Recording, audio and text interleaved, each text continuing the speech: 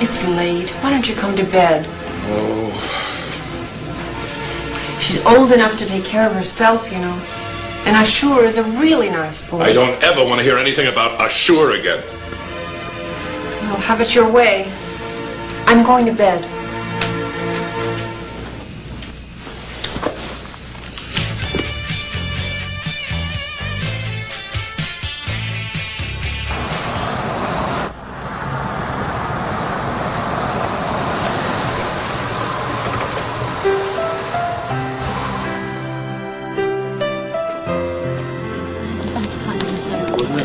Yes. I hope your father isn't waking up for us. He just doesn't like me. I just wish he would just take the time to get to know you.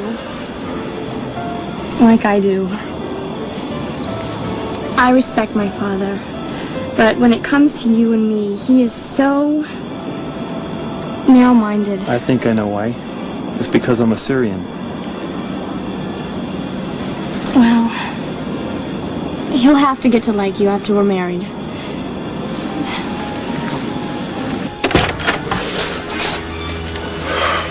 Get in the house this instant, young lady. And you, don't you ever show your face around here again.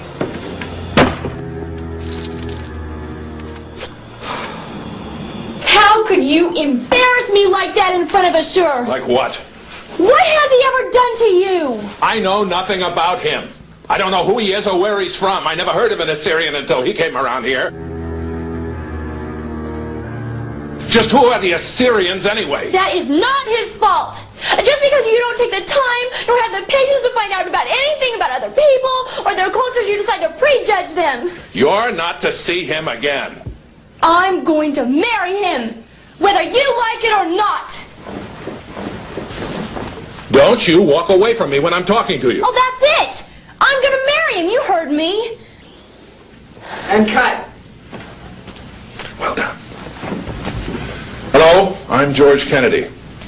And the character I've just portrayed obviously has a lot to learn about different people and their origins and their cultures and their contributions to society. For instance, it would not be possible for us to make this film or for you to see this film if it were not for the lens. The origin of the lens goes back 4,000 years when the Assyrians in the palace of Nimrud contributed to society by experimenting with sand and quartz and soda and lime. This discovery led to the creation of glass, the genesis of the lens.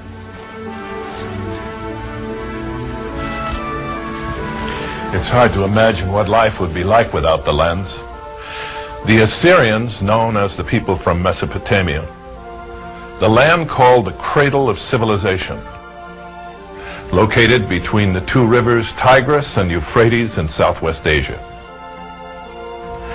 The Assyrian civilization is treated as an extension of Sumerian and Babylonian heritage, who originally were the same people from the same land and culture. They're not to be treated as separate identities. In Assyrian culture lies the root of our modern Western civilization. They were the first inventors, developing such contributions as mirrors, crystals, glazed bricks, and stained glass.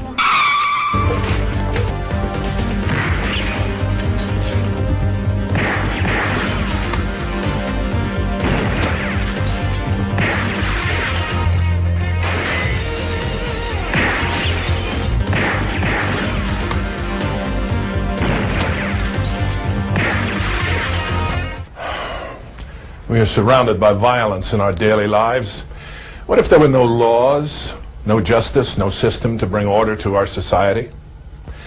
Well, another major contribution the Assyrians have handed down to us through the centuries to our present time is the formation and enactment of laws and government. The first systematically collected and most complete set of laws were developed during the reign of King Hammurabi, who ruled 4,000 years ago in Babylon. These laws became known as the Code of Hammurabi. 282 in number. They included economic provisions such as prices, tariffs, trade and commerce, family law, marriage and divorce, criminal law, assault, theft, and even civil law, which covered slavery and debt. Penalties varied according to the status of the offenders and the circumstances of the offenses. These laws were written in cuneiform, or wedge-shaped characters, rather than pictorial characters. This cuneiform foreshadowed the arrival of the alphabetic scripts used throughout the Western world.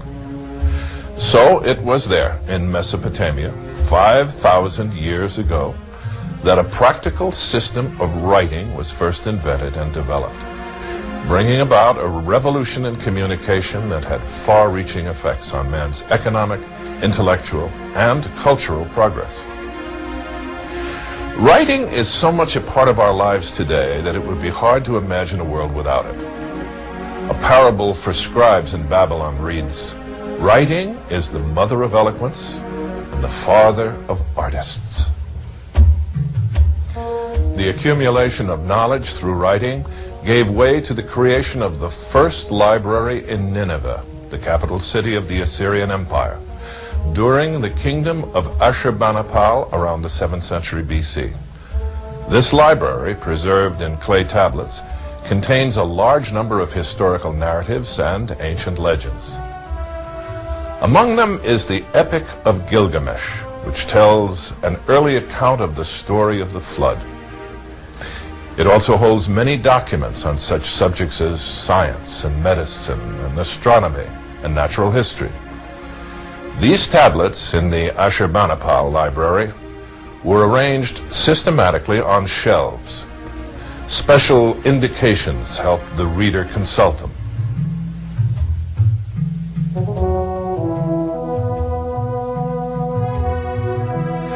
The preservation of knowledge through the use of writing on these clay tablets created the first academic centers of learning. In these schools, scribes began to specialize in teaching various subjects such as science and languages and medicine and astronomy, natural history, agriculture, irrigation, and even the construction of houses, temples, and ships. And of course, mathematics played an important part in the ancient curriculum. 303 plus 27 equals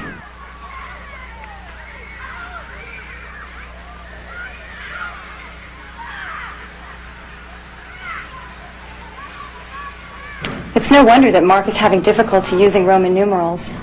Many of us find them confusing. Our system of modern mathematics comes from the Assyrians and Babylonians. This method is based on indicating the value of a number by its relative position. In comparison, the Egyptian method, which evolved to the Roman numeral system 2,000 years later, was only able to handle a simple linear equation. The Babylonian system of mathematics was first developed in the 22nd century BC in Mesopotamia and is still used internationally. These mathematical developments have furthered the progress in all sciences.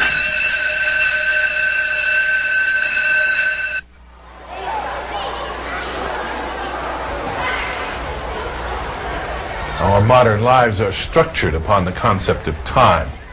Would you imagine going through life without the awareness of the measurement of time for our daily schedules?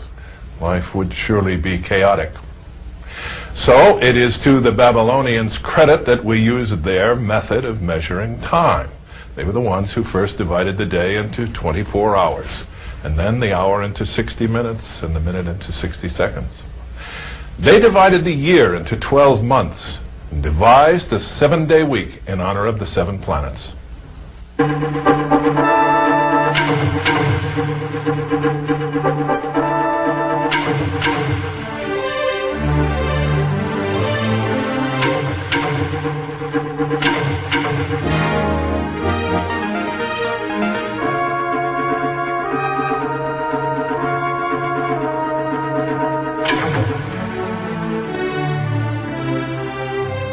It was in Mesopotamia that the first known wheeled vehicle was made.